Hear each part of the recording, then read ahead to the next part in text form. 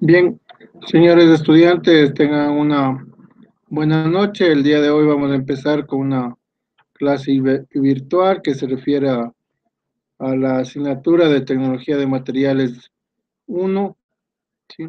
Y vamos a empezar con una clase virtual, con lo que se refiere al diagrama hierro-carbono, que en clase le hemos visto poco, pero el día de hoy vamos a profundizar el tema y principalmente vamos a ver cada uno de los constituyentes que se refiere al diagrama hierro-carbono, ¿sí? Y a continuación, después de terminar ese tema, vamos a ver lo que son los materiales no férreos, también que son muy utilizados en la parte del vehículo. Si ustedes tienen alguna pregunta, lo pueden hacer mediante el chat para solventar cualquier inquietud que usted tenga con respecto al tema hierro-carbono o también al tema de los materiales no ferrosos, ¿sí? Nosotros ya sabemos que uno de los materiales y elementos más utilizados en el vehículo es el hierro, el acero y en parte las fundiciones, ¿sí? Que son materiales que nosotros utilizamos mucho en la fabricación y elaboración de las partes y piezas para estos vehículos, ¿sí?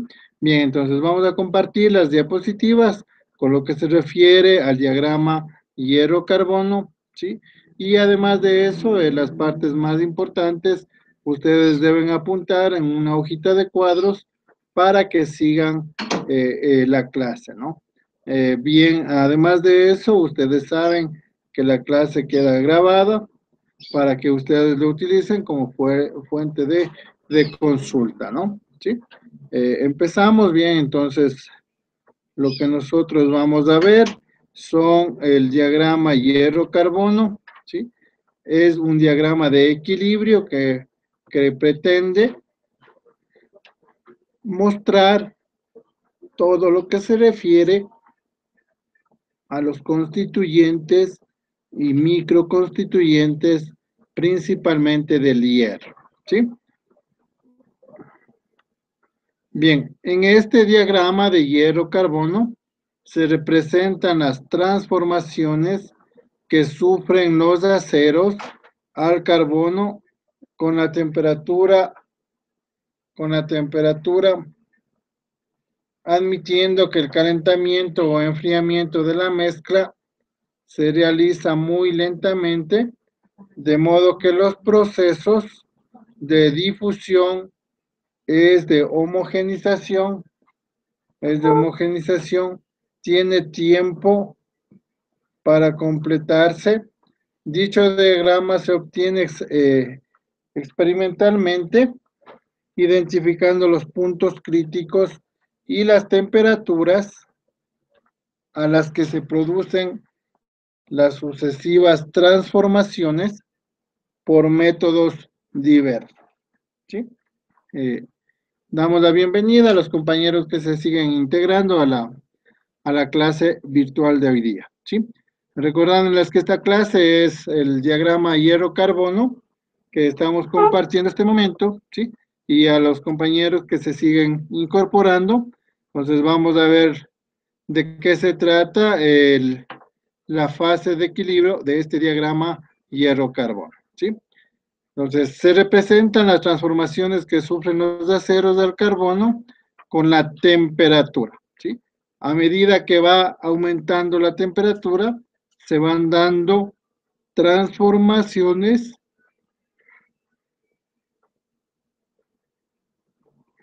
internas en el acero, ¿sí?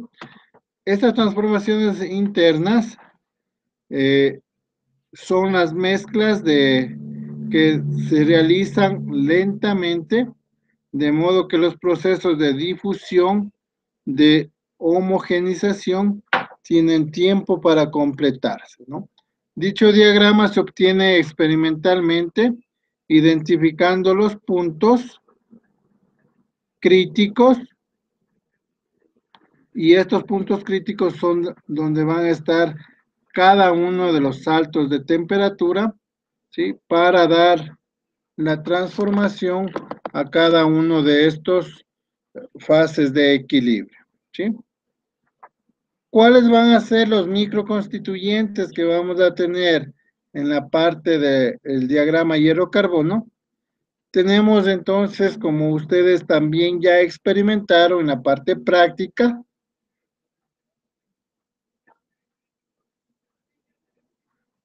tenemos hasta los 911 grados centígrados una temperatura crítica AC3, ¿sí? Todo lo que significa AC son puntos críticos, pero en calentamiento, ¿no? ¿Sí? Entonces, el punto crítico AC3 está a 911 grados centígrados. El hierro ordinario, que nosotros conocemos, cristaliza en el sistema cúbico de cuerpo centrado. Recuerden que era el BCC que ustedes apuntaron, ¿sí? Y recibe la denominación de hierro alfa, o también el constituyente que tenemos ahí es la ferrita.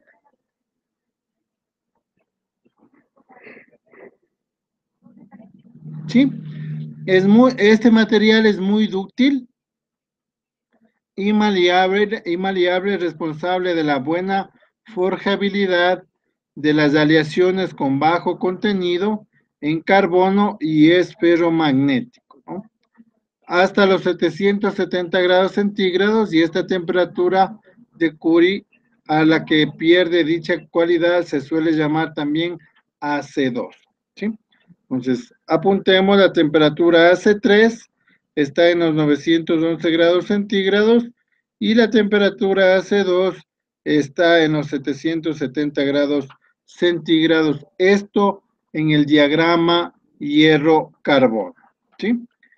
Entre la temperatura de los 911 y 1400 grados centígrados, cristaliza en el sistema cúbico de caras centradas y recibe la denominación de hierro y o austenita, ¿sí?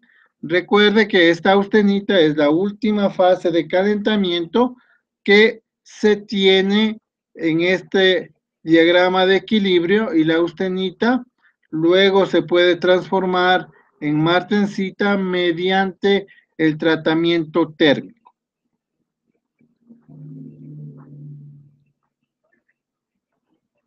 Dada su mayor capacidad, la austenita se deforma con mayor facilidad y es paramagnética, ¿sí? Esos son los microconstituyentes.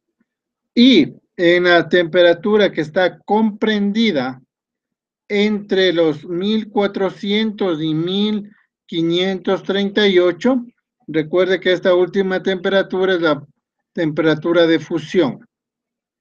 Cristaliza de nuevo en el sistema cúbico de cuerpo centrado y recibe la denominación de hierro alfa.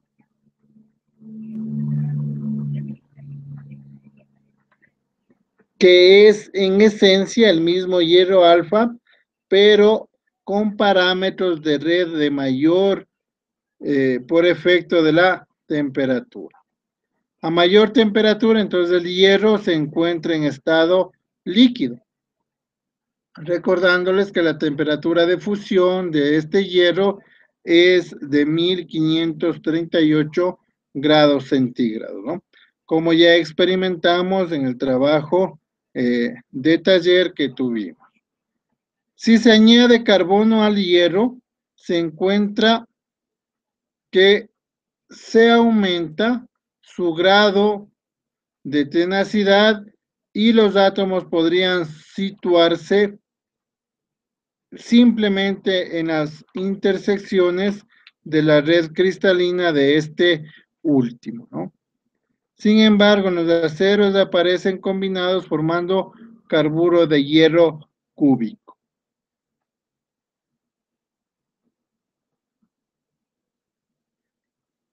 ¿sí? Eso es lo que nosotros vamos a tener.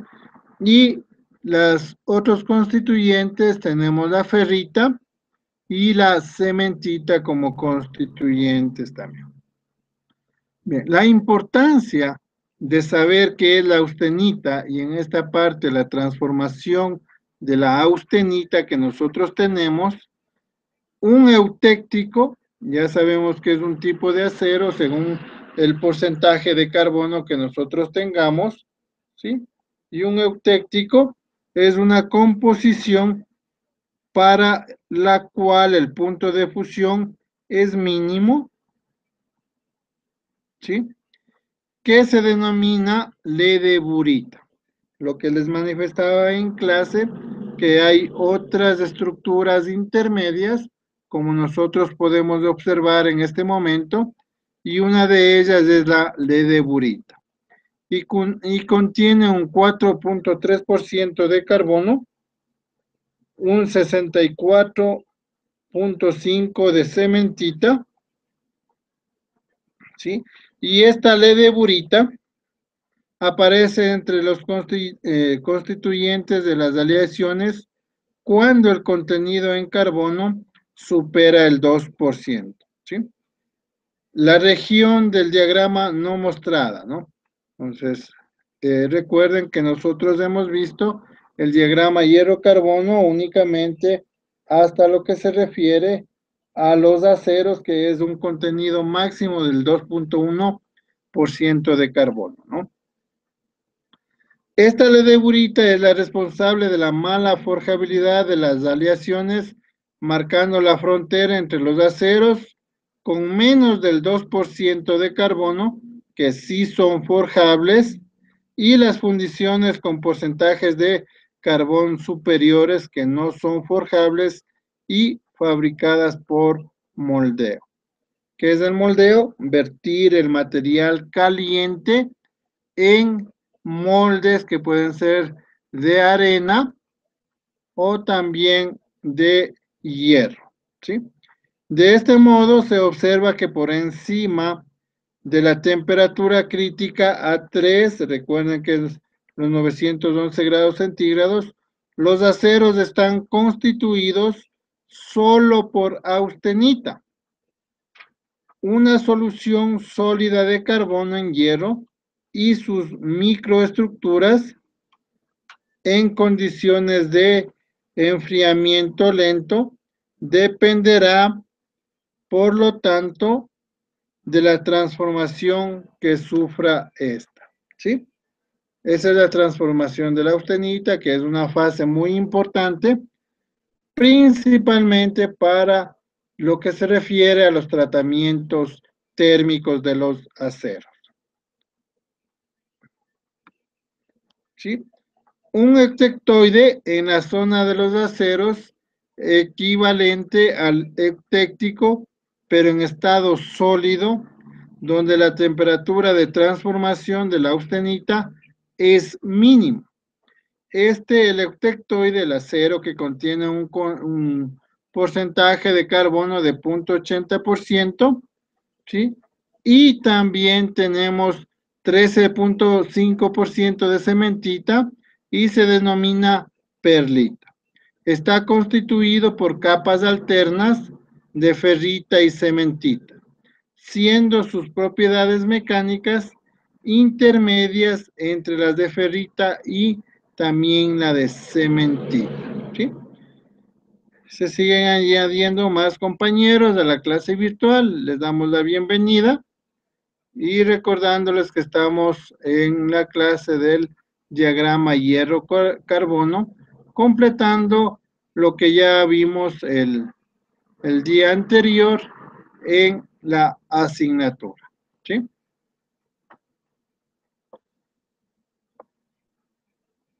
Bien, continuamos. La existencia del eutectoide permite distinguir dos tipos de aleaciones de carbono. Esto es en aceros hipoeutectoides con un contenido menor al 0.80% de carbono. Al enfriarse por debajo de la temperatura crítica a 3, comienza a precipitar la ferrita, el microconstituyente ferrita, entre los granos de austenita y alcanzar la temperatura crítica A1. La austenita, se transforma en perlita, ¿no? Se obtiene, por tanto, a temperatura ambiente una estructura de cristales de perlita en una matriz de ferrita. En cambio, los aceros hipereutectoides, que contienen más del 80% de contenido de carbono, al enfriarse por debajo de la temperatura crítica, se precipita el carburo de hierro, resultando a temperatura ambiente cristales de perlita embebidos en una matriz de cementita. Y pues ya que este es un tratamiento térmico y su temperatura se eleva hasta dicha temperatura, ¿no? Entonces la temperatura es aumentar hasta los 1538, que es de fundición, ¿sí? Y la temperatura de austenización, recuerde que está entre los 911 y los 1400 grados centígrados, ¿sí? Todo va a depender del contenido de carbono que tengamos de ese material. Bien, entonces ya sabemos qué es la martensita. La martensita es el constituyente típico de los aceros templados y se obtiene de forma casi instantánea al enfriar rápidamente la austenita. Es una solución sobresaturada de carbono en hierro alfa con tendencia, cuanto mayor es el carbono, a la sustitución de la estructura cúbica centrada en el cuerpo por tetragonal centrada tras la cementita y los carburos de otros metales, ¿sí? Bien, ya sabemos, la martensita entonces es el resultado del enfriamiento brusco que se produce de la austenita en martensita en un medio de enfriamiento que puede ser agua o puede ser el aceite. Eso es lo que se refiere a los tratamientos térmicos en sí. Bien, tenemos los otros constituyentes que nos faltó en la clase de dar la explicación. Y las texturas básicas descritas en perlítica son las obtenidas enfriando lentamente aceros al carbono. Sin embargo, modificando estas condiciones de enfriamiento, la base de los tratamientos térmicos, es posible obtener estructuras cristalinas diferentes, ¿sí? Eso es lo que vamos a ver en este momento, otros microconstituyentes del acero, ¿no? ¿En qué va a depender eso? Va a depender de las velocidades intermedias de enfriamiento que dan lugar a la vainita, que es una estructura similar a la perlita, formada por agujas de ferrita y cementita, ¿no? Pero de mayor ductilidad y resistencia que aquella. También se puede obtener austenita por enfriamiento rápido de aleaciones con elementos que favorecen la estabilidad del hierro, ¿sí? Tales como los elementos que ya vimos del níquel y el manganeso. Tal es el caso, por ejemplo, de los aceros inoxidables austeníticos, ¿no? Sí. En esta parte también les explicamos que hay dos tipos de aceros inoxidables, el uno que es de forma industrial y el otro que nos permite realizar recipientes, utensilios para los alimentos, ¿no? También se puede obtener austenita por enfriamiento rápido de las aleaciones con elementos que nos favorecen este tipo de materiales, ¿no? También identificamos la sorbita y la trostita, que han resultado ser en realidad perlíticas de muy pequeña distancia interlaminar, pero lo que dichas denominaciones han caído en desuso, ¿sí? Entonces ahora estamos desde austenita hasta lo que se refiere martensita. Bien, como ya sabemos, son aleaciones de hierro-carbono las que pueden encontrarse los 12 constituyentes más importantes, ¿no? Entre ellas tenemos los constituyentes de ferrita, cementita, perlita, la austenita, la martensita y otras intermedias que son trostita, sorbita, vainita, ledeburita, estadita, y también podemos encontrar lo que se refiere al grafito, ¿sí? Y este grafito ya sabe usted que es una alotropía del carbono, ¿no? Y además de eso tenemos otras impurezas, ¿sí? Bien, por favor, entonces ustedes en este momento copien en su hojita de cuadros estos constituyentes que nosotros tenemos en las aleaciones de hierro-carbono, ¿sí? Entonces copien estos 12 elementos que nosotros tenemos en su diapositiva, que es la ferrita, que es la cementita, perlita, austenita, martensita, trostita, la sorbita, vainita, ledeburita, estiadita, el grafito y las impurezas propias de estos materiales, ¿sí? Entonces, por favor, copien ustedes en su hojita de cuadros para que tengan en su carpeta y presenten el próximo sábado, ¿sí?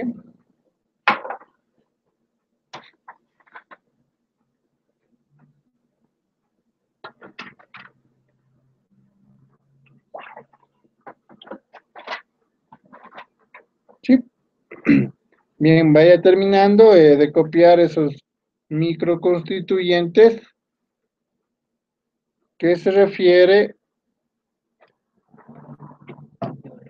a los microconstituyentes de acero, ¿no? ¿Sí?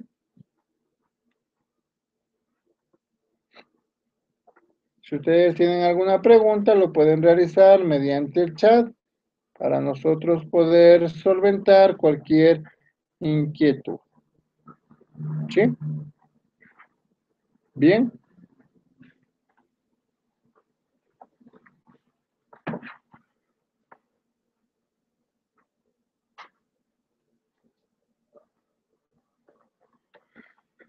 Continuamos, entonces vamos con los constituyentes y vamos a describir en este momento lo que se refiere a la ferrita, ¿sí? Termine de copiar todos esos constituyentes.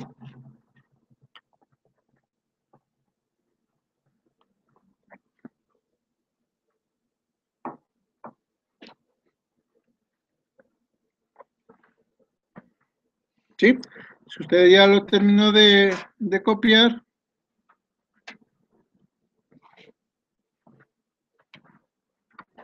¿Sí? Entonces, continuamos, vamos a describir lo que se refiere a la ferrita, ¿no?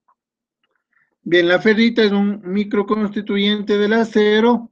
De acuerdo al incremento de la temperatura, se van dando estos microconstituyentes, ¿no?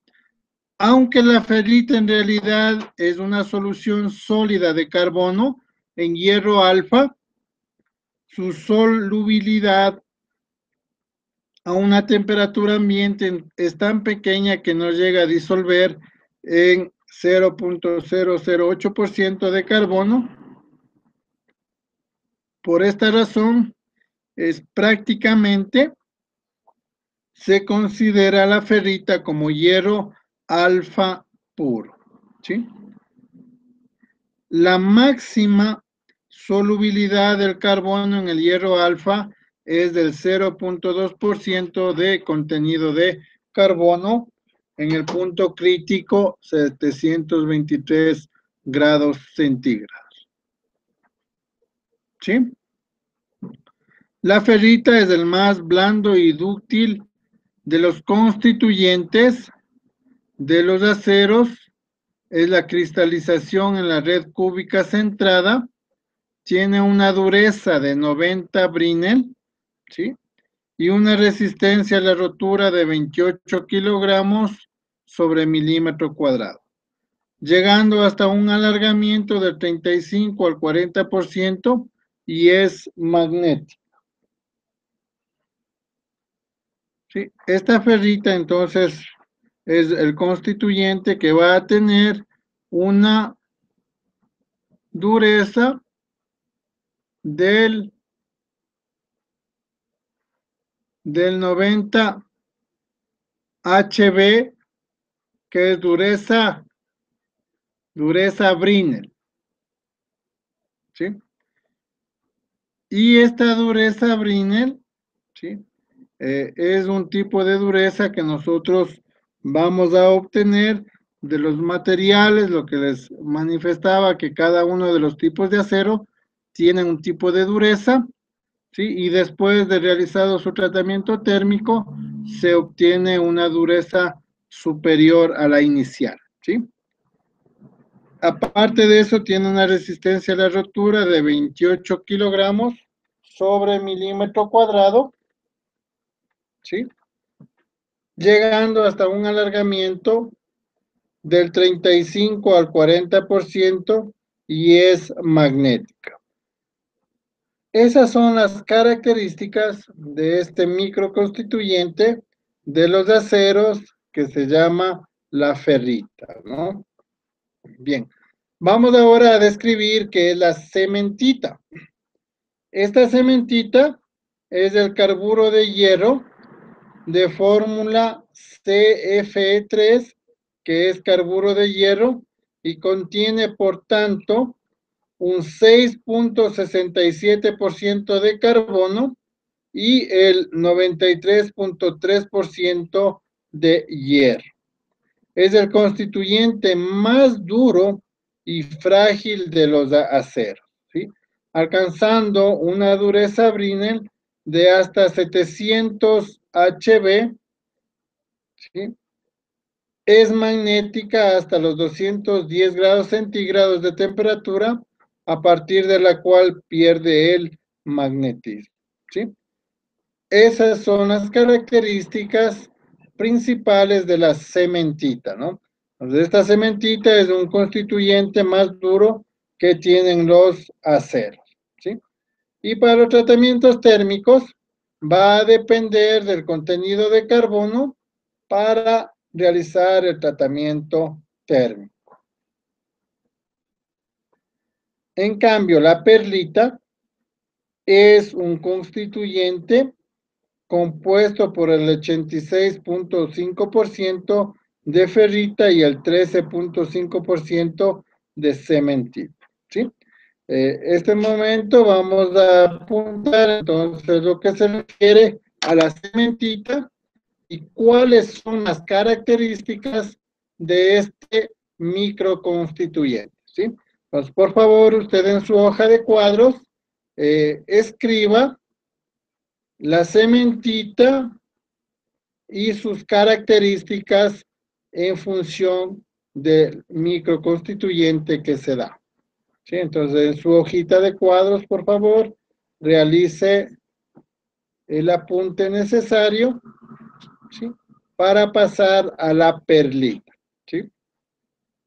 Entonces, usted debe apuntar que la cementita es el carburo de hierro y contiene, por tanto, el 6.67%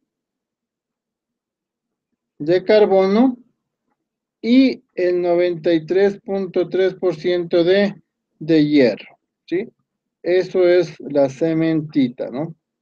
Recordándoles que es el constituyente más duro de los aceros, ¿sí? Además, tiene que poner que es el constituyente que tiene una dureza de 700 HB. HB significa dureza Brinell, ¿sí? Entonces, HB, dureza Brinell. Esta es magnética hasta los 210 grados centígrados de temperatura, a partir de la cual pierde el magnetismo, ¿sí? Vaya terminando su apunte en lo que se refiere a la cementita para empezar lo que se refiere a la perlita, que es otro microconstituyente de los aceros.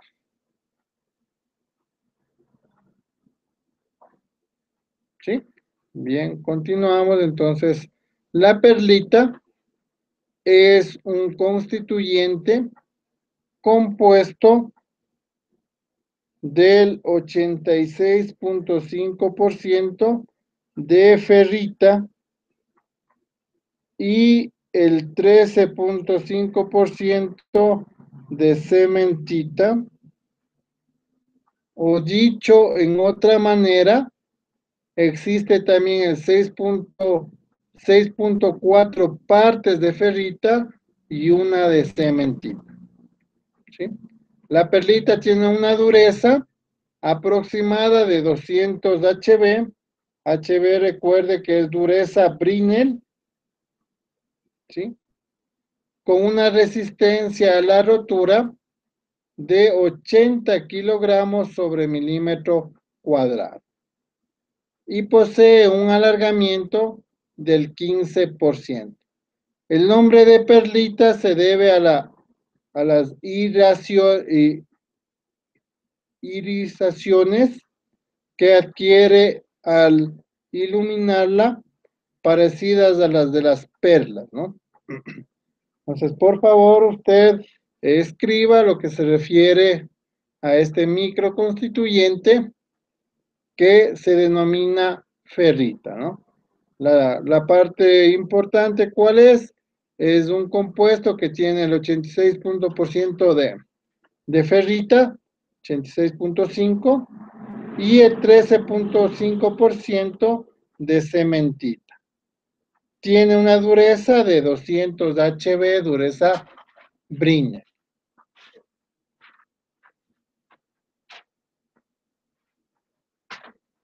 Sí, por favor, vaya terminando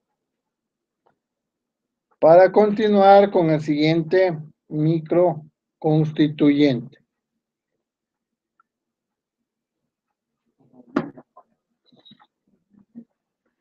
Sí, continuamos.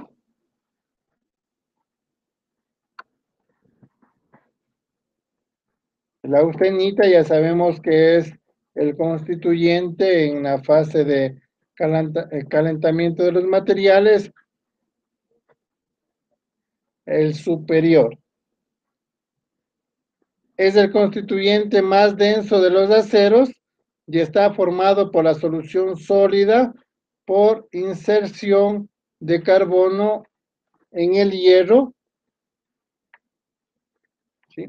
En el hierro gamma, ¿no? La austenita está formada por cristales cúbicos de hierro gamma con los átomos de carbono intercalados en las aristas y en el centro, ¿no? La austenita tiene una dureza de unos 300 HB, una resistencia de 100 kilogramos sobre milímetro cuadrado y un alargamiento de un 30%, y no es magnética, ¿sí? Me gustaría que usted ponga las características principales, ¿sí? de la austenita, que tiene una dureza entre los 300 HB, dureza Brinell, y una resistencia de unos 100 kilogramos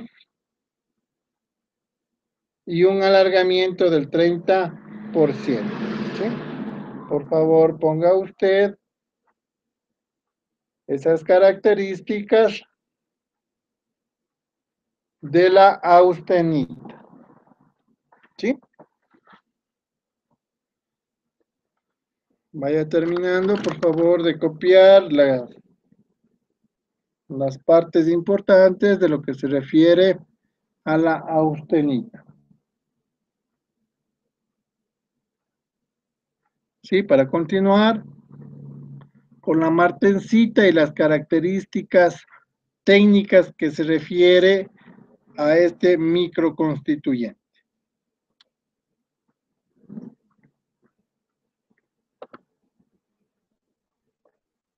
Bien, la martensita es el constituyente más duro, después de la cementita es el constituyente más duro de los aceros, y la martensita es una solución sólida sobre saturada de carbono en hierro alfa y se obtiene por enfriamiento muy rápido de los aceros. ¿Cuál va a ser este enfriamiento? Mediante agua, mediante aceite o también al aire. Todo eso va a depender del contenido de carbono que tenga el acero. Se obtiene entonces por este enfriamiento rápido, ¿sí? Y una vez elevada su temperatura lo suficiente para conseguir su constitución austenita. La proporción de carbono de la martensita no es constante, sino varía un máximo de 0.89%, aumentando su dureza, resistencia mecánica y fragilidad con el contenido de carbono. Su dureza varía entre 50 a 68, pero en cambio HRC. Escriba solo esa partecita usted, por favor, de 50 a 68 HRC. ¿Qué significa HRC? Significa la H es dureza, la R dureza Rockwell y la C es la escala en la cual se aplicó. Entonces HRC es dureza Rockwell, escala C. Su resistencia mecánica es de 175 a 250 kilogramos sobre milímetro cuadrado. El alargamiento de esta microestructura es del 2.5% al 0.5%. Y este constituyente es magnético. ¿Sí? Bien, otra que no hemos apuntado es la trostita. Y esa trostita antiguamente se le denominaba osmondita, ¿sí? Se produce la trostita por transformación isotérmica. ¿Qué es una transformación isotérmica? Que el acero se le deje enfriar hasta una temperatura, ¿sí? Se le mantiene en esa temperatura por unos minutos y finalmente se le vuelve a enfriar hasta la temperatura ambiente. Eso es una transformación isotérmica, ¿no? Entonces, la trostita por transformación isotérmica de la austenita entre las temperaturas de 500 grados centígrados a 600 grados centígrados. Es decir, enfriando rápidamente a esta temperatura constante hasta que toda la austenita se haya transformado en trostita. Se produce también la trostita cuando se enfría la austenita a una velocidad inferior a la crítica de Temple. La velocidad de enfriamiento crítica de Temple, como veremos más adelante, es la mínima parte de toda la austenita, transformándose en martensita. Se presenta la trostita en forma de nódulos compuestos de laminillas radiales de cementita sobre la ferrita. parecida a las alas de la perlita, pero más finas, ¿no?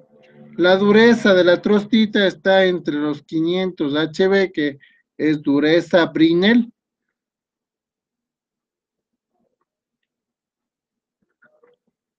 Su resistencia es de 250 kilogramos sobre milímetro cuadrado y tiene un alargamiento del 7.5%. Este alargamiento, recuerden que los materiales que están sometidos a calentamiento se dilatan y por efecto del calor, obviamente, se van a agrandar y ese es el alargamiento que nosotros tenemos. ¿Sí? La sorbita es otro constituyente de los aceros y se produce también por una transformación isotérmica, ¿sí? Recuerde que era la transformación isotérmica, dejar enfriar hasta una temperatura, mantenerle en esa temperatura por algunos minutos y luego enfriarla hasta la temperatura ambiente, ¿sí? Pues la sorbita se produce también por transformación,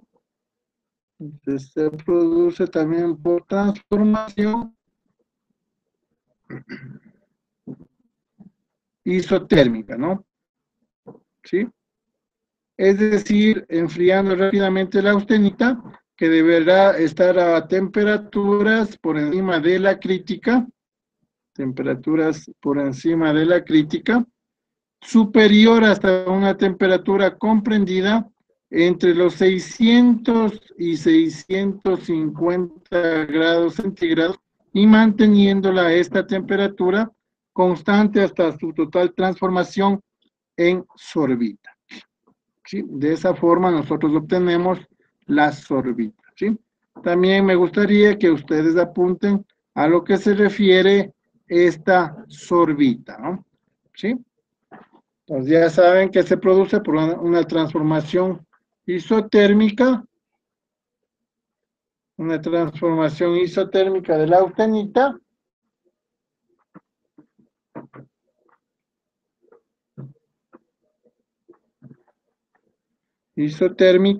¿sí? De la austenita a temperaturas comprendidas entre 600 y 650 grados centígrados. Por favor, apunte usted en su hojita de cuadro, ¿sí?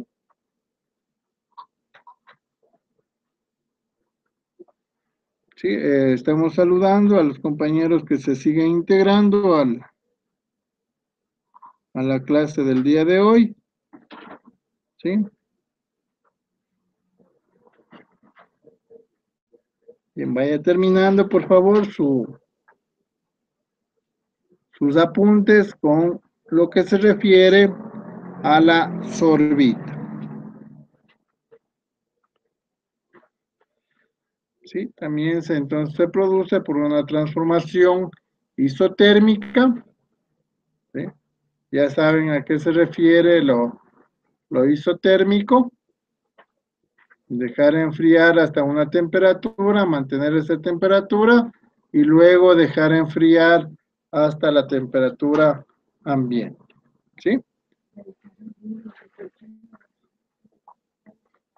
Bien, si ustedes ya van terminando de realizar sus apuntes, vamos a continuar con la siguiente diapositiva que corresponde a la vainita, ¿no?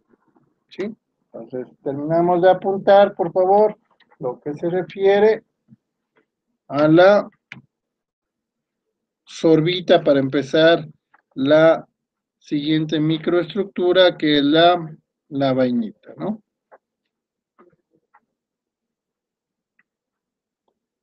¿Sí? Entonces, si ya vamos terminando.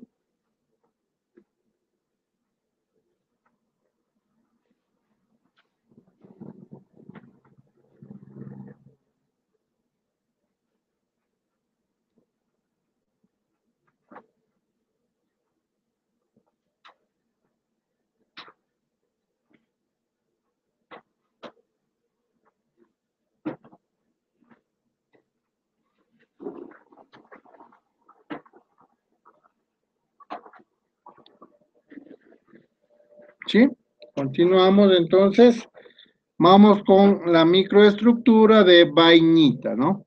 Se transforma isotérmicamente también de la austenita entre temperaturas de 250 grados centígrados y 550 grados centígrados.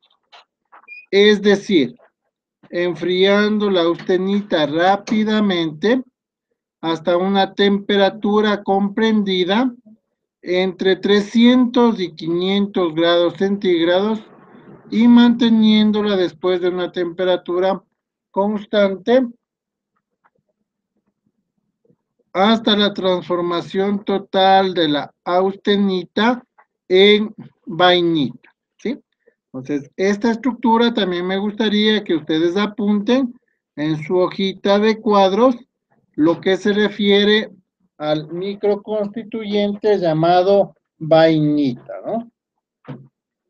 Realicen su apunte y también es una transformación isotérmica de la austenita entre temperaturas de 250 y 550 grados centígrados, ¿sí?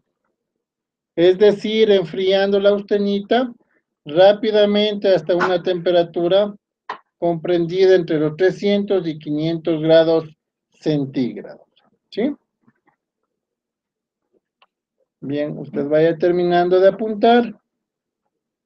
Entre esta temperatura de 300 y 500 grados centígrados y manteniéndose después de una temperatura constante hasta la transformación total de la austenita en vainita, ¿sí? Eso es lo que nosotros vamos a tener con esta estructura de vainita. Bien, otro constituyente, microconstituyente de los aceros es la ledeburita, y esta ledeburita no es un constituyente exclusivamente de los aceros, sino más bien es un constituyente de las fundiciones de hierro, ¿sí?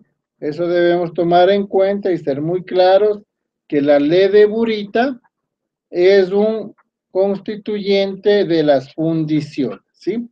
Se encuentra en las aleaciones de hierro-carbono cuando el porcentaje de carburo de hierro aliado es superior al 25%, o sea, con un contenido total de carbono superior al 1.76% de contenido de carbono.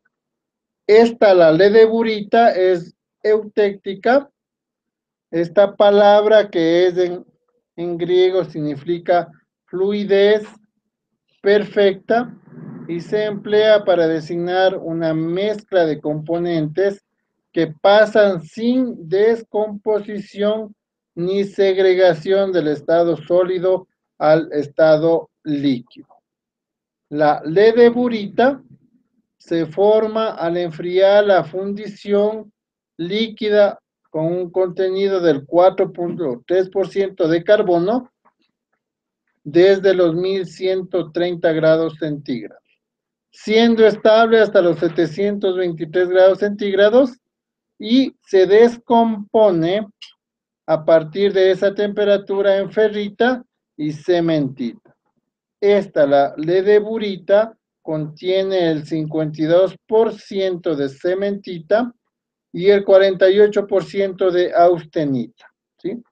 De 1.76% de contenido de carbono, el contenido total de carbono de la ledeburita es del 4.3%, ¿sí?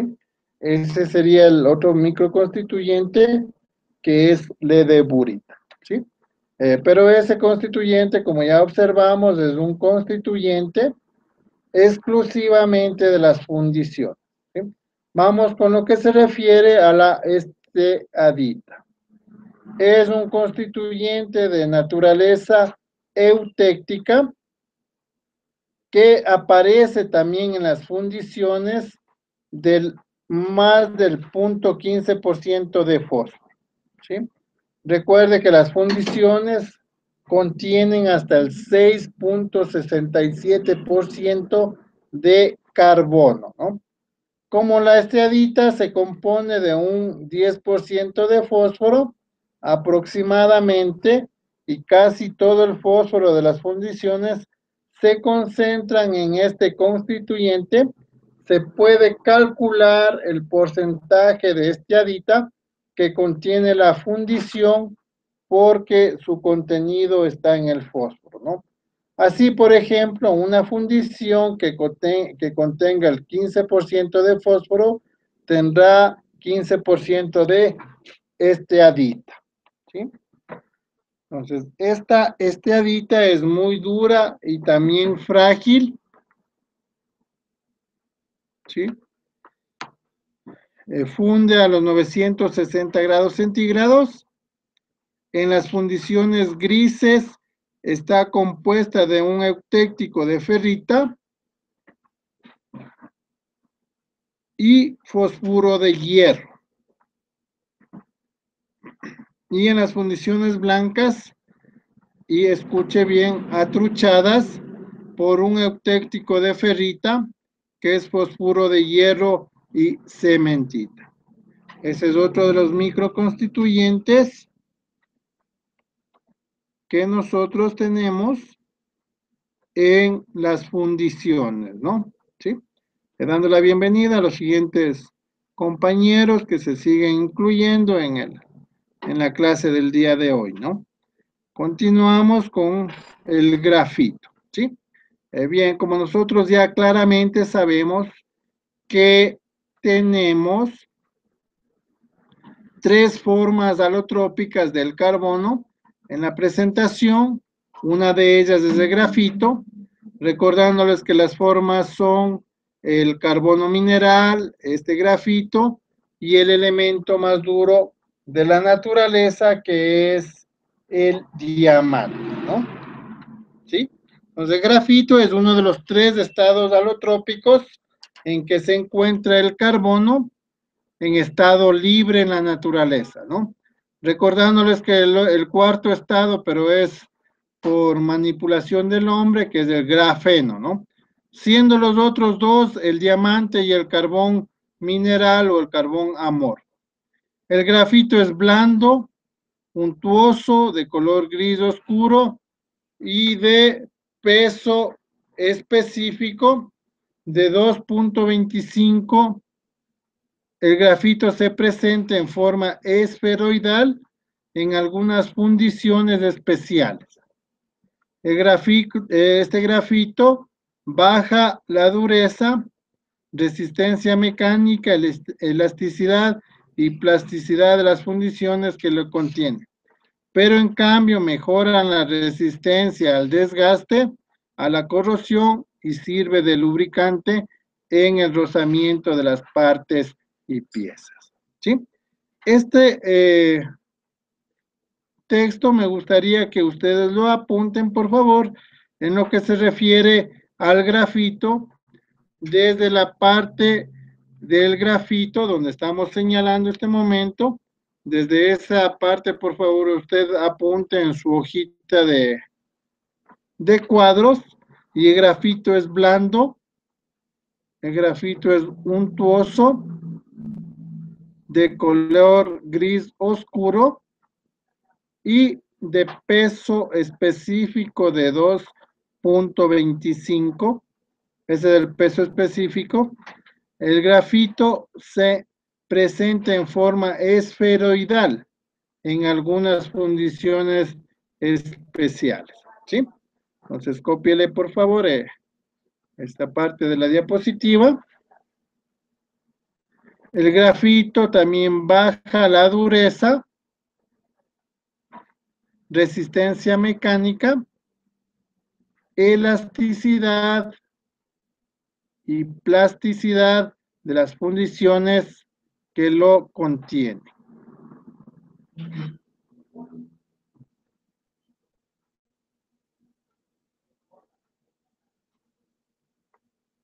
¿Sí? pero en cambio mejora la resistencia al desgaste, a la corrosión y sirve de lubricante en el rozamiento.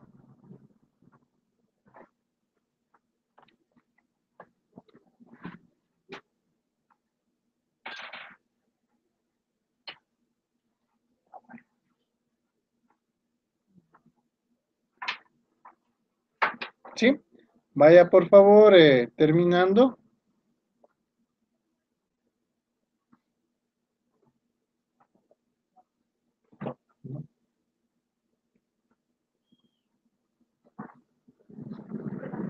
¿Sí?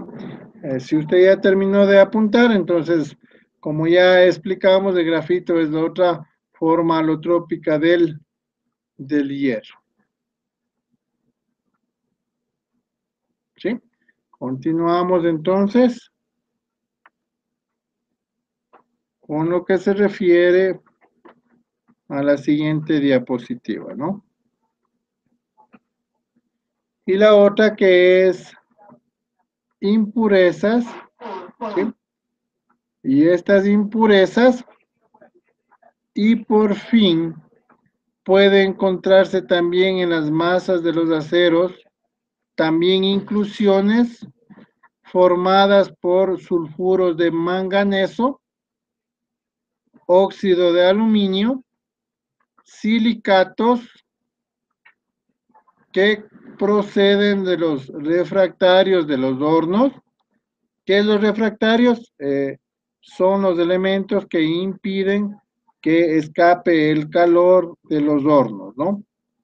De las escorias o de los procesos de oxidación o desoxidación. En general, estas inclusiones no metálicas perjudican las propiedades de los aceros, ¿sí?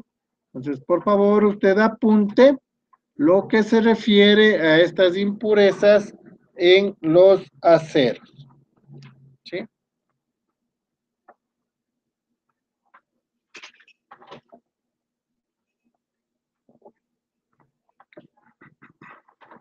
Bien, sí.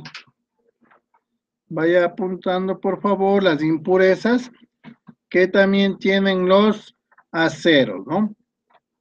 Y por fin pueden encontrarse también en las masas de los aceros inclusiones formadas por sulfuros de manganeso, óxido de aluminio, silicatos que proceden de los refractarios de los hornos, de las escorias o de los procesos de oxidación o desoxidación. En general, estas inclusiones no metálicas perjudican las propiedades del acero, ¿sí? Bien, aquí entonces tenemos el resumen de lo que ya vimos en clase de la alotropía del hierro, ¿no? Este resumen, ustedes recuerden, ya lo apuntó en clase, y es el hierro cristaliza en variedad alfa hasta la temperatura de 768 grados centígrados. ¿Sí? La red espacial a la que pertenece es la red cúbica centrada, ¿sí? Que usted ya sabe, BCC, red cúbica de cuerpo centrado. La distancia entre estos átomos es del 2.86, la distancia de átomos.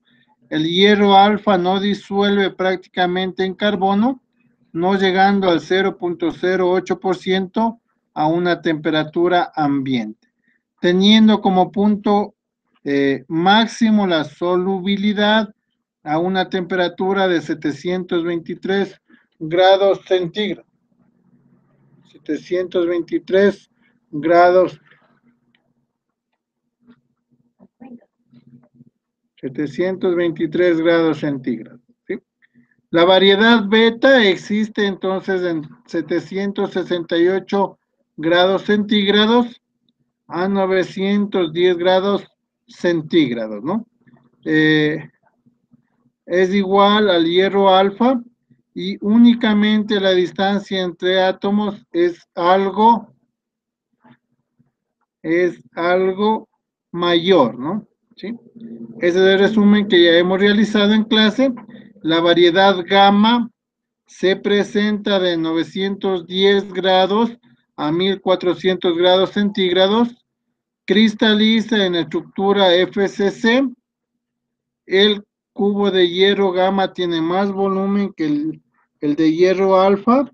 El hierro gamma disuelve fácilmente en carbono, creciendo la solubilidad desde el 0.85% a 723 grados centígrados, hasta 1.76% a 1130 grados centígrados para decrecer hasta el 0.12% a una temperatura de 1487 grados centígrados. Esta variedad de hierro es magnético, ¿no? La variedad delta se inicia a los 1400 grados centígrados, observándose entonces una reducción en este parámetro hasta el 2.93% de distancia entre átomos y un retorno de una estructura del BCC que era una red cúbica de cuerpo central, ¿sí? Y aquí tenemos el diagrama de hierro-carbono. Recuerde que los aceros tenemos hasta la línea segmentada en la gráfica, ¿sí? Hasta un 2.1% máximo de contenido de carbono, ¿sí? Eso en el diagrama. Ahora el contenido de carbono tenemos hasta el 1.76%, ¿no? Tenemos aquí, como usted observa, los puntos críticos. Tenemos del 1, 727, 723, 910, 911, 1400 y 1535 o también 1538, donde ya está el acero en estado. Es como usted experimentó en la clase del día sábado, en la práctica que usted realizó, ¿sí? Estos elementos, todo va a depender del contenido de carbono, el método de la chispa. Según el contenido de carbono, se realizaba la chispa, si es que era corta, larga o con estrellas al final de la chispa. Y en el caso del calentamiento con el proceso de soldadura oxiacetilénico, nosotros observamos que salía igualmente chispas, pero todo dependía del contenido de carbono. ¿Sí? También hicieron experiencia en materiales que no eran férricos, en el caso de los materiales también como el aluminio, ¿sí? Que no esparce chispas, pero sí su punto de fusión es inferior. Y también, como ustedes observaron, el bronce primero salía un color verde. Entonces, el bronce, ¿qué es? Es una aleación entre el cobre y el estaño, ¿no? ¿Sí? Entonces, todas esas características hemos observado en lo que se refiere a los aceros, ¿sí? Y finalmente, tenemos lo que hemos ya visto en la parte teórica en el diagrama hierro-carbono. ¿Sí? Si usted tiene hasta este momento alguna pregunta, por favor, realícele por el chat para nosotros solventar cualquier inquietud que tengan en este momento, ¿sí? Y vamos a ver el siguiente tema que les manifestamos, que a continuación lo vamos a exponer, ¿no? ¿Sí? Entonces, usted mediante el chat realice cualquier pregunta, cualquier interrogante que usted tenga en esta clase para solventar, ¿sí? Y si no, estaríamos en este caso ya viendo lo que se refiere a los metales no férreos, ¿no? Estos metales no férreos son los que nosotros vamos a tener en las partes y piezas mecánicas del automóvil, ¿sí? Entonces vamos nosotros a ver los metales no ferrosos, cuáles son sus características, cuáles son las utilidades que tienen estos materiales, ¿sí? ¿Sí? Bien, entonces empecemos la clasificación de los metales. Estos metales se clasifican, entonces, en metales ligeros, en metales pesados, ¿sí? Y este tipo de metales pesados, la densidad, ¿qué es la densidad? Todo material, sea líquido, gaseoso o sólido, tiene una densidad, ¿sí? Entonces, la densidad es la relación entre la masa y el volumen que ocupa el cuerpo. En el caso de los metales pesados, nosotros tenemos la densidad igual o mayor a 5 kilogramos sobre decímetro cúbico, ¿sí?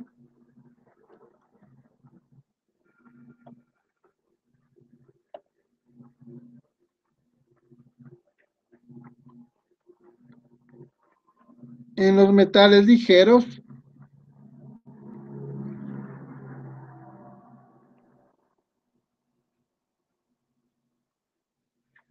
bien, una pregunta que nos pone el compañero, recuerde que el grafeno es una invención del hombre y este no arde.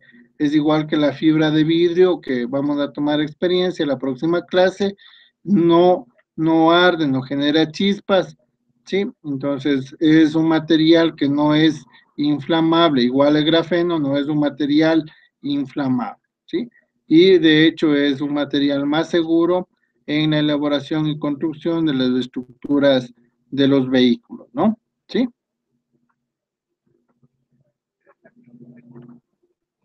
¿Sí?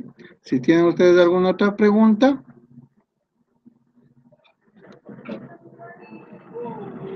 el señor Gualoto nos pregunta a qué se refiere fundir o la fundición.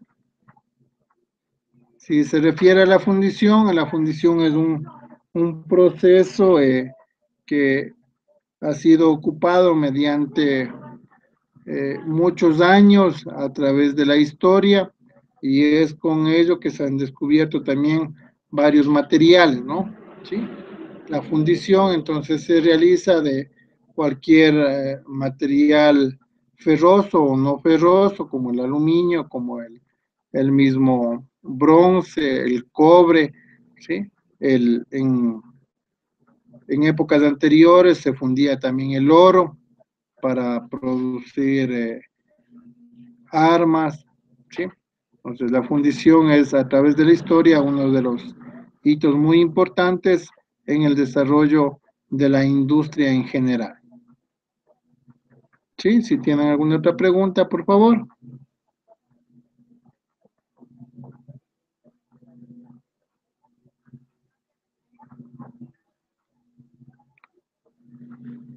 Bueno,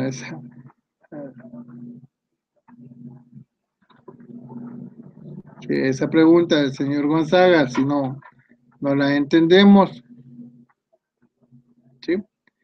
Bien, si ustedes no tienen ninguna otra pregunta, vamos con la clasificación de los metales no ferrosos, ¿no?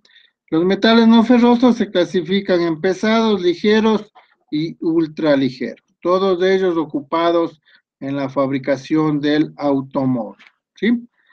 Su densidad es igual o mayor en los pesados a 5 kilogramos sobre decímetro cúbico y tenemos los siguientes materiales como el estaño, el cobre, el zinc, el mismo plomo que todos lo conocemos.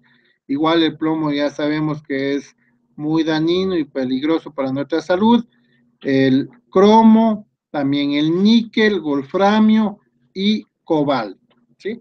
Esos son entre los materiales pesados que tenemos y que se utilizan también en la elaboración de partes y piezas del automóvil, ¿sí? Bien, vamos con los materiales ligeros.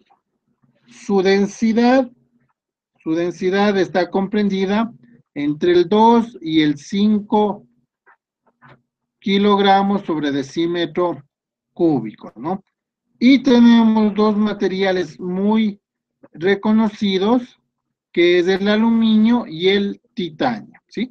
Aparte del aluminio, usted también puede realizar algunas aleaciones con lo que se refiere al aluminio y crear el dura aluminio, ¿sí? Y las aleaciones ultraligeras, su densidad es menos de 2 kilogramos sobre decímetro cúbico y tenemos dos materiales, uno de ellos muy utilizado en la parte del automóvil, que es el magnesio y el berilio, ¿sí? El magnesio para crear partes, piezas, también partes de los carburadores antiguamente, ahora en la actualidad partes de lo que se refiere a los sistemas de inyección, ¿sí? Entonces, en forma de aleación.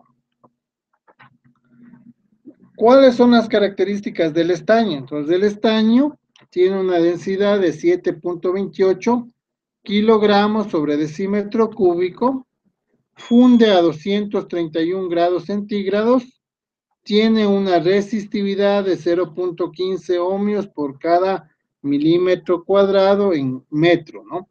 La resistividad, se recuerde usted en electricidad, vio que era la resistencia en ohmios por cada metro, ¿no? La resistencia a la tracción,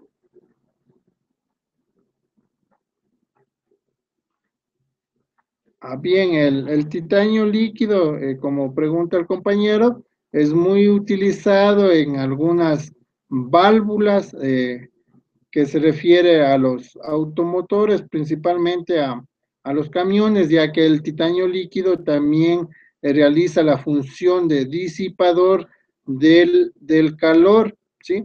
Entonces, por eso se utiliza mucho en lo que se refiere a las válvulas, principalmente de admisión y también de escape, ¿sí?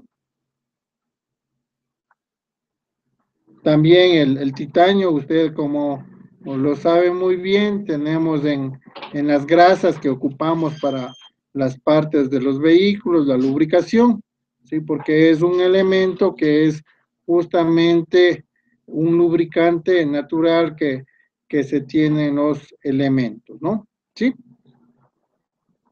Bien, continuamos entonces con el estaño. El estaño tiene características, como ya vimos, densidad, el punto de fusión, la resistividad, la resistencia a la tracción y también tiene un alargamiento, ¿sí? Este alargamiento es del 40%, ¿no?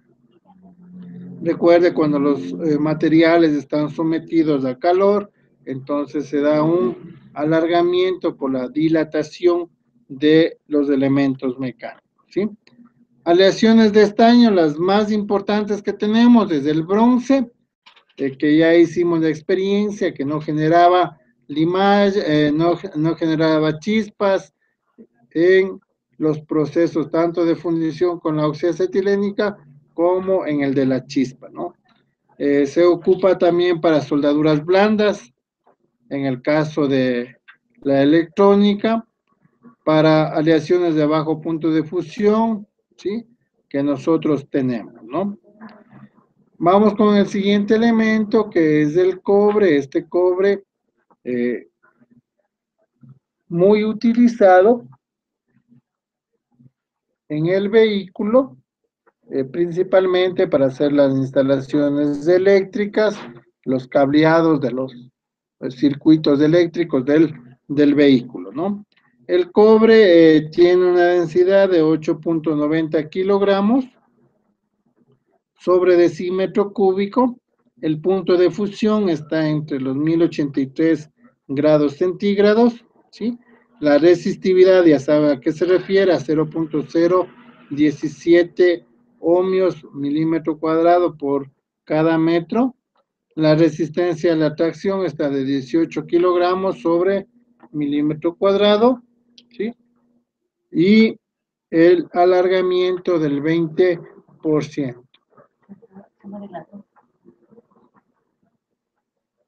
Y las aleaciones de cobre, como ya vimos, también son aleaciones de cobre estaño. Tenemos el tipo ordinario, un tipo especial.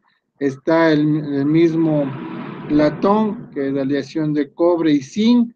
Está el cupro aluminio, que es una aleación de cobre y aluminio. Está la alpaca, que es una aleación de cobre, níquel y zinc. Tiene color plateado, ¿sí? Y el cupro níquel, que es una aleación cobre-níquel, y son aleaciones que también se utilizan mucho en la parte del automóvil.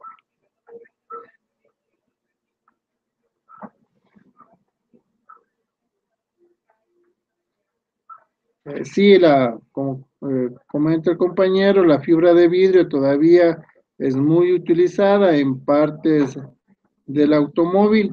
Recuerde que la fibra de vidrio absorbe muy bien el impacto, no es combustible, ¿sí? Es fácil de realizar y también es fácil de reparar. Entonces, algunas partes todavía del automóvil, recuerden ustedes que hubo un boom en cuanto a lo que se refería al tuning, utiliza mucho la fabricación de fibra de vidrio en partes y piezas automotrices, ¿sí? Y en la parte acústica es todavía muy explotada en lo que se refiere acústicamente para construir cajas para los parlantes, ¿sí? Que dan una nitidez mejor a lo que se refiere al audio del vehículo principalmente, ¿no? Pero también es eh, ocupada para parlantes, para discomóviles, entre otras aplicaciones. ¿Sí? Bien, continuamos. Entonces, son las aleaciones de cobre, son aleaciones ordinarias y también especiales, el latón, el cupro aluminio, la alpaca, ¿sí? Y cupro níquel. Bien, vamos con el zinc. El zinc es uno de los materiales utilizados principalmente en el área industrial, en el área automotriz. Se utiliza mucho con lo que se refiere a la protección de la oxidación en contra de la oxidación, ¿cierto?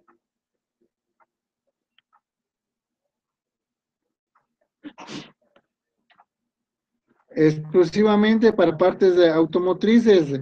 eh, si la pregunta se refiere, por ejemplo, a una polea, a ese tipo de cosas, no, es más utilizada como para partes que no están sometidas netamente a los elementos de tracción, ¿sí?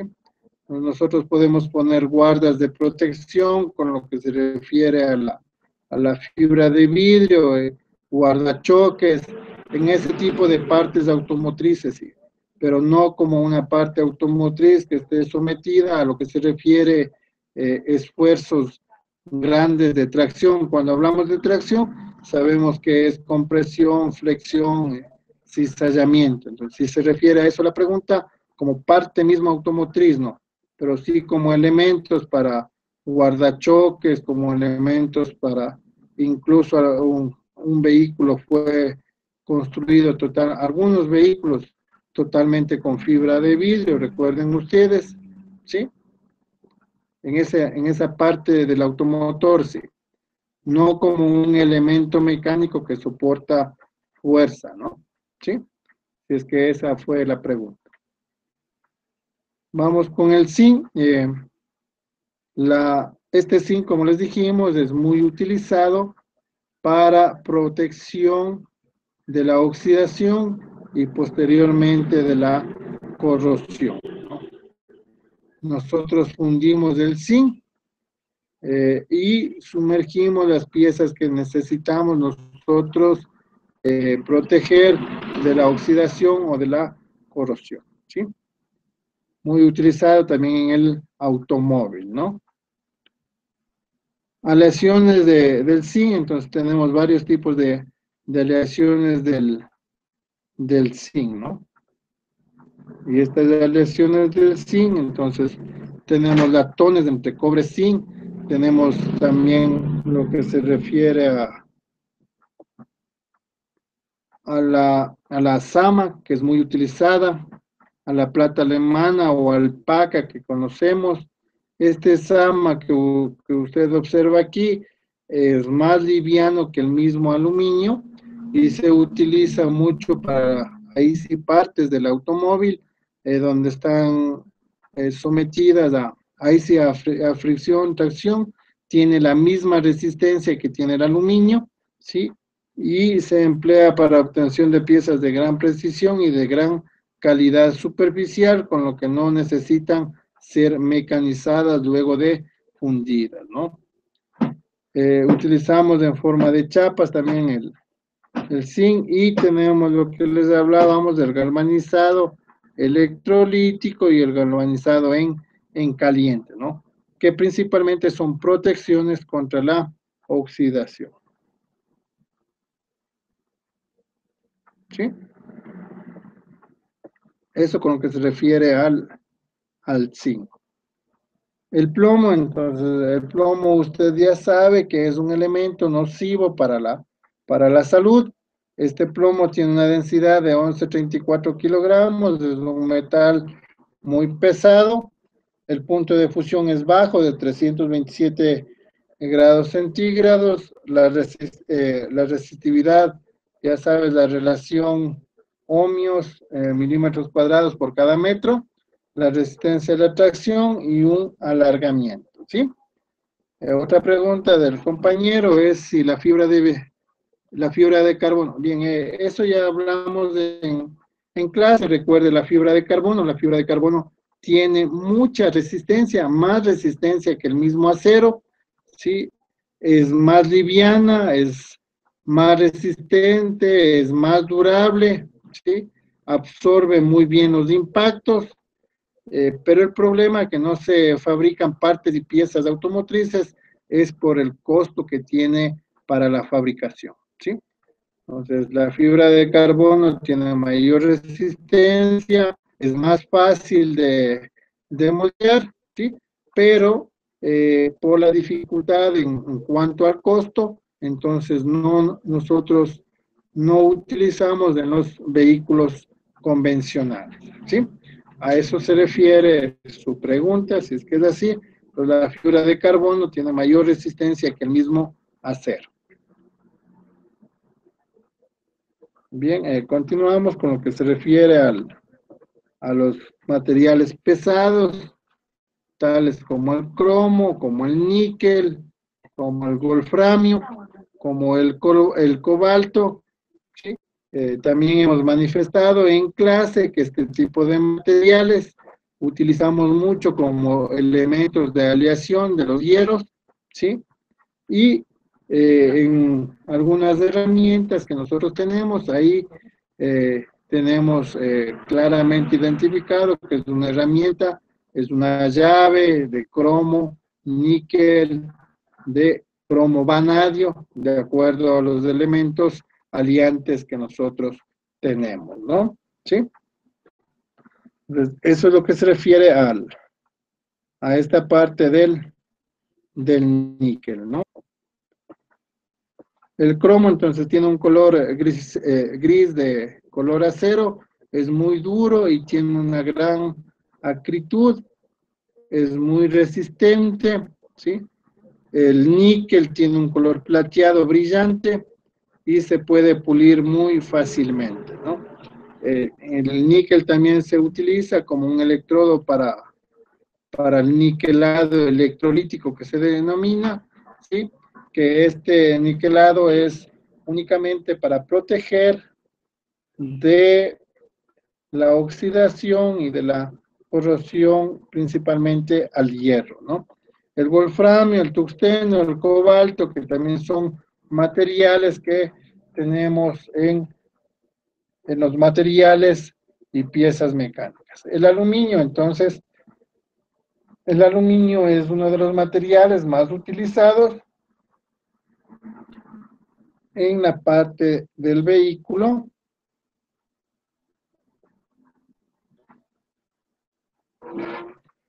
Si la fibra de carbono, pregunta el compañero si se puede reparar. Sí se puede reparar la fibra de carbono, pero igual ese proceso es más costoso, ¿no? La reparación igual debe ser con los mismos elementos que se fabrica la fibra de carbono, ¿sí? Pero una vez que se ha hecho la reparación, esta reparación no va a tener la misma resistencia de la pieza original, ¿sí? Ese es el inconveniente, ¿no? En el caso de la reparación de fibra de carbono, la podemos hacer, pero ya no tiene la misma resistencia como pieza original, ¿sí? Bien, continuamos entonces con lo que se refiere al aluminio, ¿no? El aluminio tiene una densidad de 2.7 kilogramos sobre decímetro cúbico, es uno de los materiales muy utilizados en la fabricación, elaboración, construcción de partes y piezas mecánicas.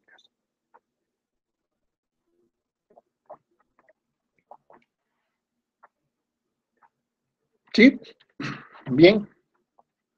Este aluminio, tenemos el tipo de aleación, aluminio más bronce, que es el duraluminio. Este duraluminio tiene una resistencia igual al acero tratado térmicamente, y se utiliza mucho en el campo de la aviación, ¿sí? Para realizar piezas y partes de los aviones, ya que tiene su peso es muy liviano y también la resistencia es igual al del acero.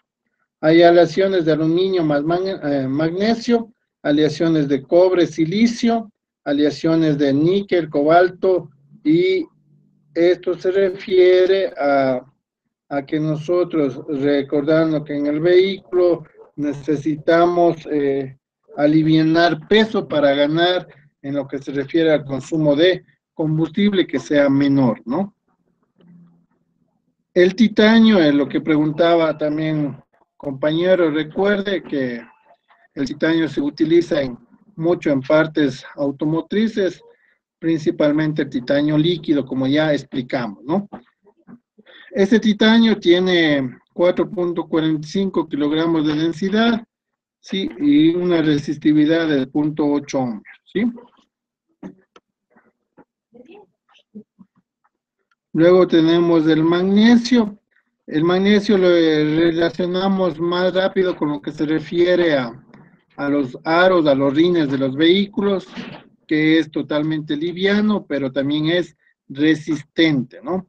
Sí, a ese relacionándole con las partes del vehículo, ¿sí? Y como ustedes saben, hay diferentes productos, diferentes formas comerciales de presentar estos productos, ¿no? No, en reparación sí se puede reparar, pero siempre, vamos por ejemplo al habitáculo del Fórmula 1, el habitáculo de sobrevivencia del piloto. Obviamente, una vez que ya se ha impactado, usted ese tipo de reparación no le puede realizar porque es un elemento de seguridad, ¿sí? Entonces, el habitáculo del Fórmula 1 usted no lo puede reparar, tiene que necesariamente reemplazarlo en su totalidad, ¿sí? Entonces, cuando se trata de ese tipo de elementos, usted no lo va a poder reparar. Pero si es que es una reparación de una parte que no conlleve riesgo alguno para las personas, usted lo puede reparar tal como hace la fibra de vidrio, ¿sí? Entonces, eso hay que aclararles, por favor, si usted la fibra de carbono, obviamente, recuerde que ya se hacen discos de fibra de carbono, discos de freno, obviamente ese disco usted no lo puede reparar porque es una parte de la seguridad activa del vehículo, ¿no? ¿Sí? Para presentaciones de comerciales tenemos muchas presentaciones comerciales en lo que se refiere a los productos, como hemos visto, en los metales pesados, los metales ligeros, ¿sí? En cuanto a lo que se refiere a este tipo de metales no férreos, ¿no? Si usted tiene alguna pregunta, la puede realizar, por favor, en el chat para solventar cualquier inquietud que usted tenga.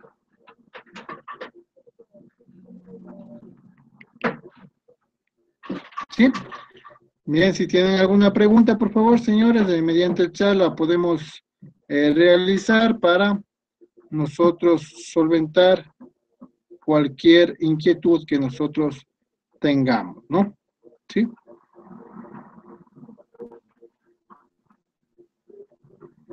Entonces, esta ha sido la clase del día de hoy que se refiere al diagrama hierro-carbono que hemos visto y también a la parte de los metales y los no metales, metales pesados, ligeros y ultraligeros que son utilizados en el automóvil, ¿sí?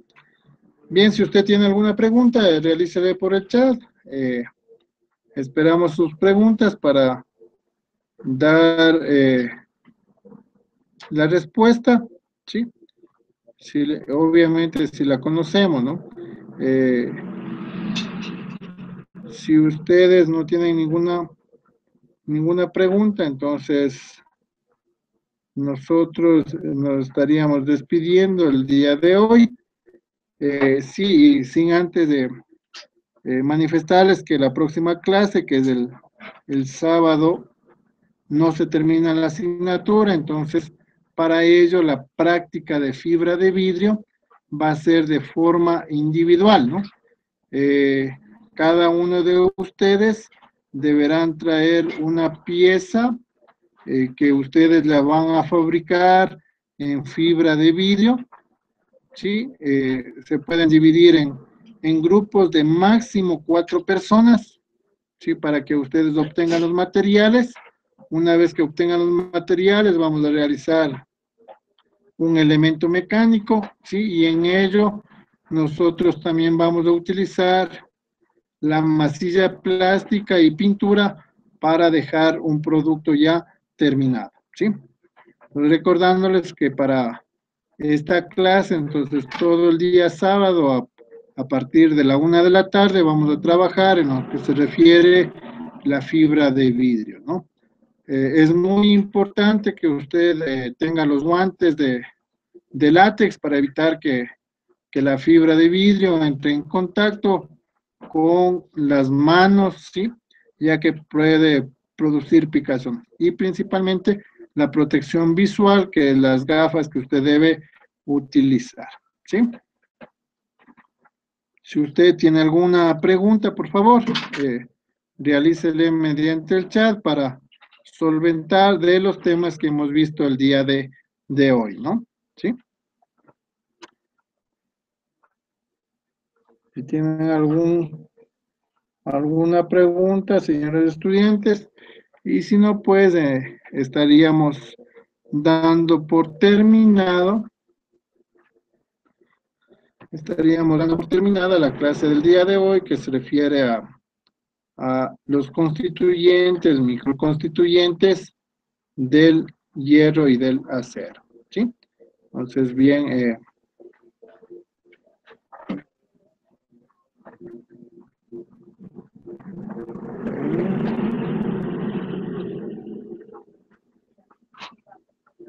sí, ustedes, como ya les dijimos, el key de lo que se refiere a la fibra de vidrio en sí, vienen partes muy grandes en el kit, pero usted debe tener el acelerante y también la resina para que usted pueda trabajar. Bueno, usted puede conseguir en varias partes, una de ellas es Pintulag o Pintuco, ¿sí? Donde ya le venden un kit con la fibra de vidrio, ¿no? El, el informe va a ser para el día 2 de septiembre, el último día de clases. O sea, nos falta una clase más, que es la fibra de vidrio, y el próximo sábado estaríamos en cambio con la presentación de los informes y el examen final. A los informes que hicimos en clase, sí están hasta el día martes, que usted debe realizar.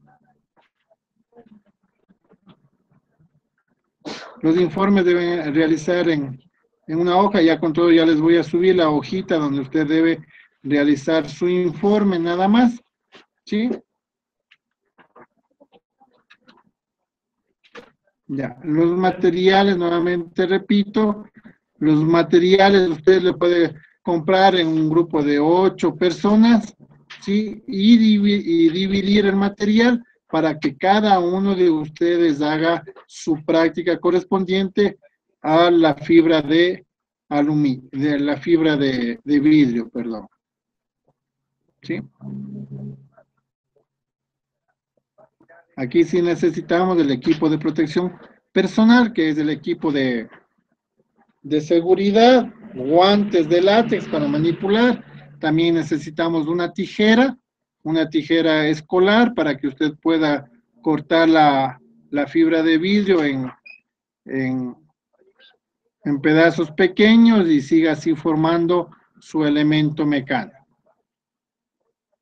¿Sí? Si tiene usted alguna otra pregunta, por favor realícele para solventar. Y si no, caso contrario, el día de hoy daremos por terminada la clase y en este transcurso de esta semana daremos otra clase correspondiente a tecnología de materiales. ¿Sí? La próxima clase justamente vamos a hablar de lo que se refiere a los plásticos, ¿no? ¿Sí? Y también un poco de lo que se refiere a la misma fibra de vidrio. ¿Sí? Sí, bien, entonces si usted no tiene ninguna otra inquietud, entonces daríamos por terminada la sesión virtual del día de hoy, agradeciéndoles por su atención prestada, agradeciéndoles por los comentarios también que tenemos en el chat, esperando que las respuestas hayan sido contestadas satisfactoriamente hacia ustedes, ¿sí? Sí, debe hacer 3 informes, no un solo informe. Debe ser 3 informes en la hojita de informe que ya les voy a subir en el Moodle, ¿sí? Es una hoja muy fácil de llenar donde usted debe poner la fotografía y realizar la actividad que se fabricó en el taller. Sí, ya le subo el formato para este informe que estamos manifestando el día de hoy. ¿Sí? Si usted tiene alguna otra pregunta, alguna otra inquietud, sí, luego de este momento ya vamos a subir el formato de este informe para que usted realice. Entonces debe hacer 3 hojitas de ese informe, que el uno es hierro carbono, el otro es método de la chispa y el otro es por fundición o calentamiento de los materiales, o por combustión que se denomina. ¿Sí? No, deben hacer las 3 prácticas. Sí, 3 hojas de informe en las que manifestamos hierro carbono, la otra que es método de la chispa en el esmeril y la otra es combustión en la oxiacetilénica. ¿Sí? Entonces yo ya les subo la hojita de informe. Recuerden, las fotografías deben estar ustedes realizando el trabajo para que sea calificado este informe. ¿Sí? Bien, si no hay ninguna pregunta, ninguna otra inquietud, ¿sí? Entonces estaríamos dando por terminado lo que se refiere a esta clase del día de hoy, ¿sí? Entonces, les agradecemos por la atención prestada y nos estaremos viendo en una próxima oportunidad, ¿sí? Ya les voy a subir la hojita para el informe. Gracias por su atención. Hasta el día de mañana, que tengan una buena noche.